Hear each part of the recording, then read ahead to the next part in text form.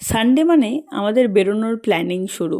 কোথায় যাব, কখন যাব, কিভাবে যাব। তো এই উইকটাও সেটার কোনো এক্সেপশন ছিল না। তো যথারীতি অফিস সেরে চলে গিয়েছিলাম কাকার ওখানে। আমি আর বোন সানডে সকালবেলা বেরোনোর কথা ছিল আমাদের দুজনের।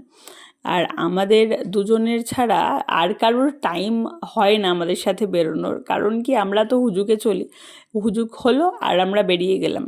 আর তার সাথে সাথে সারা রাত্রি ছাদে বসে শুরু হচ্ছিল যে কার বাড়িতে কী হচ্ছে, আর ছোটোবেলাতে আমরা কীরকমভাবে বদমাইশিগুলো করতাম সেটা রিক্রিয়েট করা। দেন আমাদের ডিভা তার মেকআপ কিট খুলে বসেছিলেন। কোন মেকআপ কখন লাগাতে হবে ওনার থেকেই শেখা আর কি, ডিভা বলে কথা। আর আমার রেডি হতে মোটামুটি 5 to 10 মিনিটস লাগে ম্যাক্সিমাম।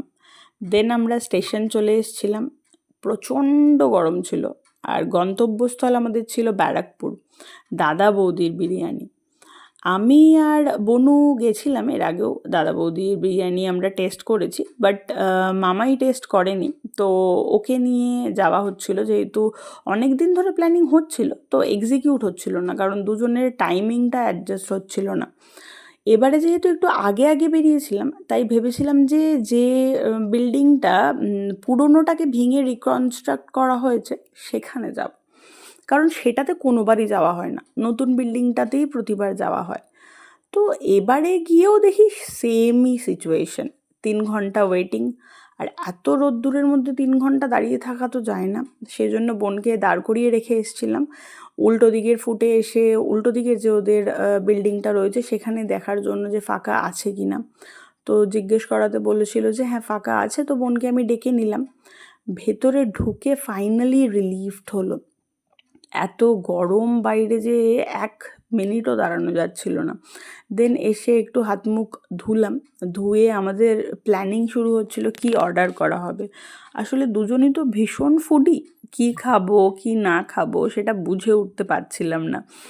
দেন অবশেষে আমরা ডিসাইড করলাম সেটা হচ্ছে স্পেশাল মাটন বিরিয়ানি।